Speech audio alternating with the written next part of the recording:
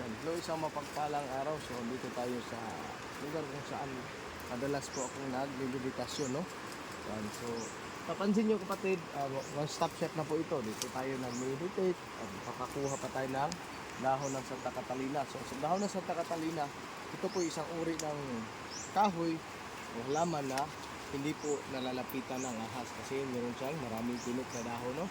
At ito din ay ginagamit po para po sa tinatawag na para sa kamal, no?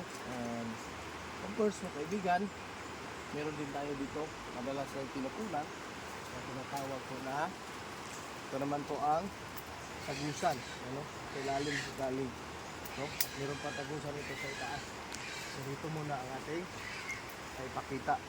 At doon naman, at ito naman, itong dahon naman, ito yung sinasabi ko na gamot din sa para sa kamandag ng ahas, no? Yes. At yung ito namang malaking baging, hindi lang natin kukunin, ha. Yan. Itong malaking baging. Yan.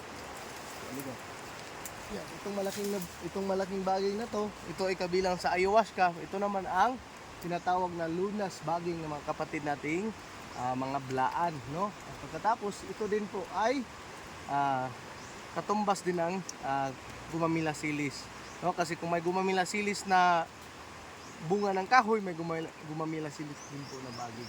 So kaya one stop shop po dito. Yan. So sa mahilig din na magkolekta ng ugat ng balite na may pakros, yan, malaking balite din po yan. Yan, no? So yan lang, isang mapagpalang panahon po at maraming salamat. Ito tagapaglingkod niyo, karunungan na Diyos, ikitinit na sa